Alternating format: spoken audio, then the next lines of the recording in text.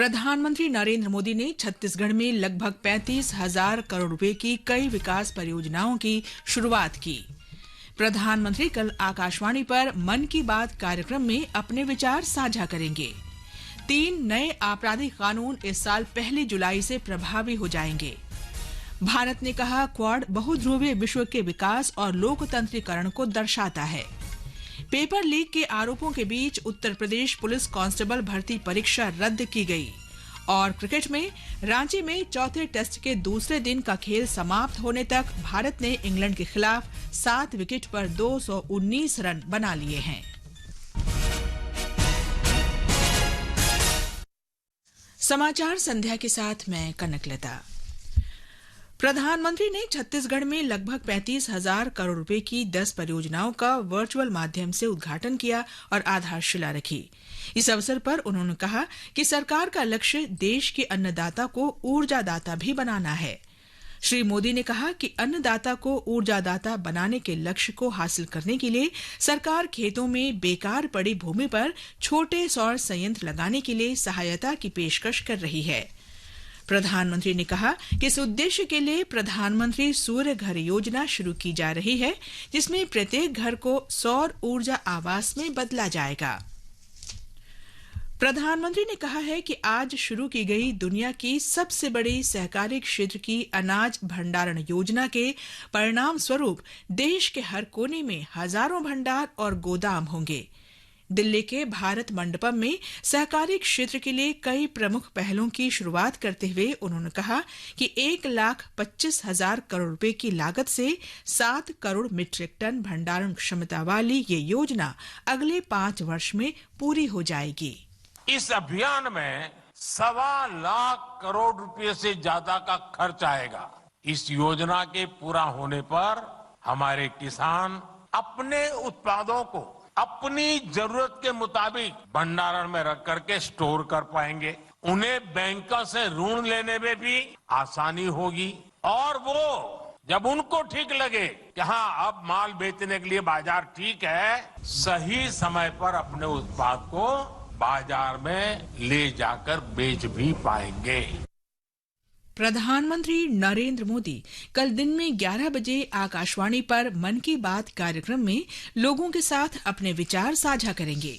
ये मासिक रेडियो कार्यक्रम की 110वीं कड़ी होगी। ये कार्यक्रम आकाशवाणी और दूरदर्शन के समूचे नेटवर्क पर प्रसारित किया जाएगा। ये आकाशवाणी समाचार की वेबसाइट और news on AIR mobile app पर भी उपलब्ध रहेगा।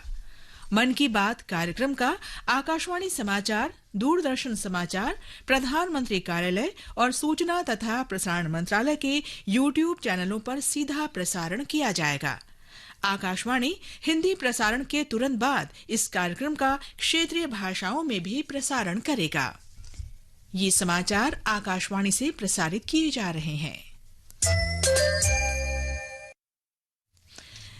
ताजा समाचार जानने के लिए आप हमारे Twitter handle @AIR News Hindi को फॉलो कर सकते हैं।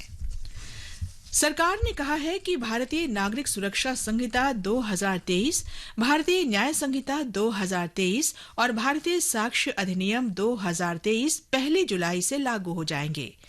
गृह मंत्रालय ने आज इस बारे में एक अधिसूचना जारी की। ये तीनों विधेयक पिछले वर्ष दिसंबर में संसद में पारित किए गए थे। ये कानून भारतीय दंड संहिता 1860, दंड प्रक्रिया संहिता 1898 और भारतीय साक्ष्य अधिनियम 1872 का स्थान लेंगे। विदेश मंत्री डॉ. एस जयशंकर ने कहा है कि क्वाड स्टेम फेलोशिप का दूसरा चरण आसियान सदस्य देशों तक बढ़ा दिया गया है। क्वाड फेलोशिप इस तरह का पहला स्कॉलरशिप कार्यक्रम है जिसे अगली पीढ़ी के वैज्ञानिकों और प्रौद्योगिकीविदों के बीच संबंध के लिए बनाया गया है।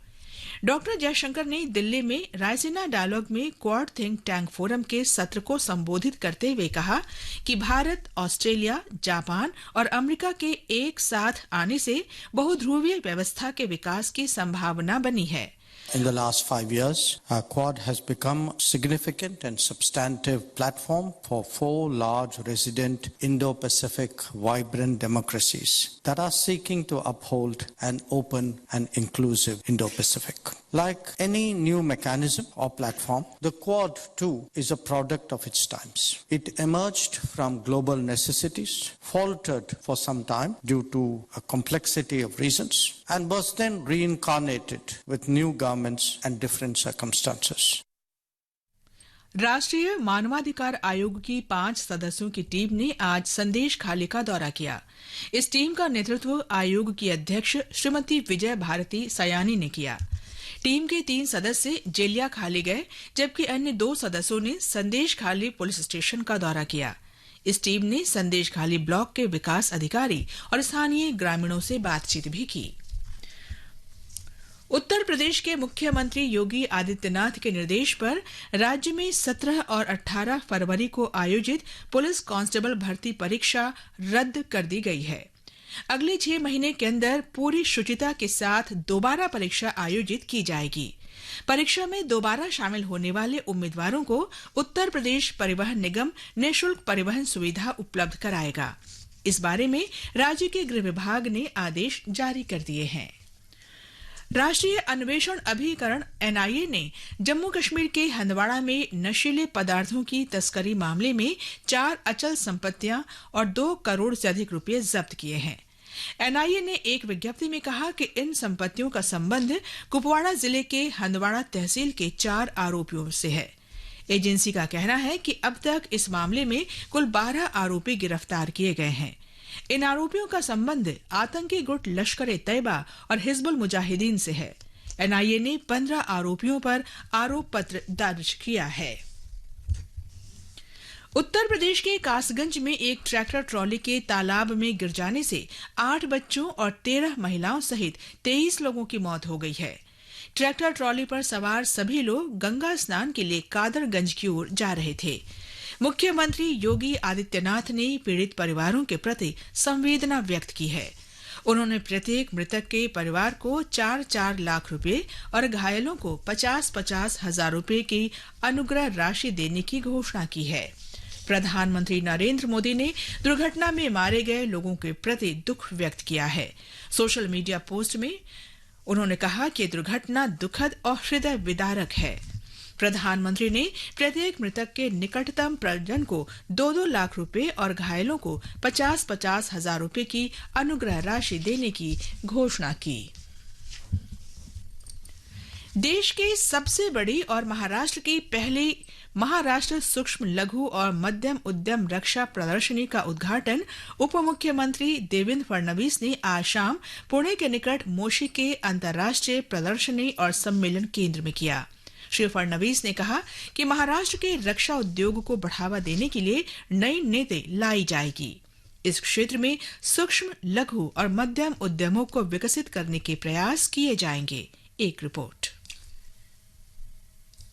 महाराष्ट्र ने 2017 में एरोस्पेस और रक्षा नीति बनाई है और इस क्षेत्र को बढ़ावा देने के लिए 1000 करोड़ का फंड बनाया है। इससे 600 एमएसएमई बनाए गए हैं। देश की वायुसेना की रखरखाव कमान, सेना की दक्षिणी कमान यहीं स्थित है। यह प्रदर्शनी अगले 3 दिनों के लिए इस उद्देश्य से आयोजित की गई है कि आत्मनिर्भर भारत योजना के तहत रक्षा बलों के लिए आवश्यक नवीनतम हथियारों का निर्माण देश में ही हो और साथ ही पुणे के पास के कुछ अन्य छोटे और बड़े उद्योग इसमें भाग ले।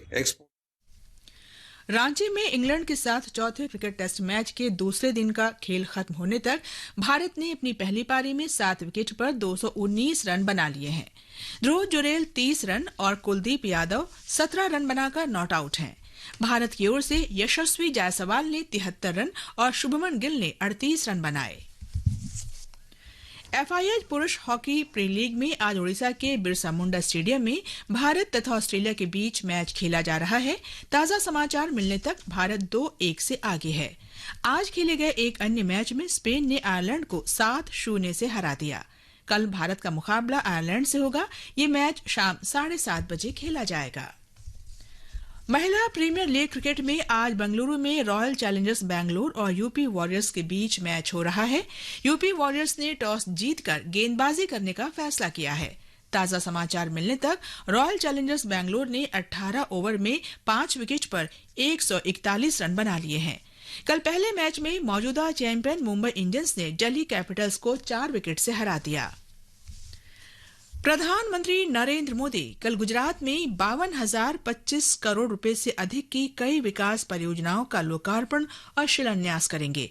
हमारे संवाददाता ने बताया है कि इनमें स्वास्थ्य, सड़क, रेल, ऊर्जा, पेट्रोलियम, प्राकृतिक गैस और पर्यटन सहित कई महत्वपूर्ण योजनाएं शामिल हैं।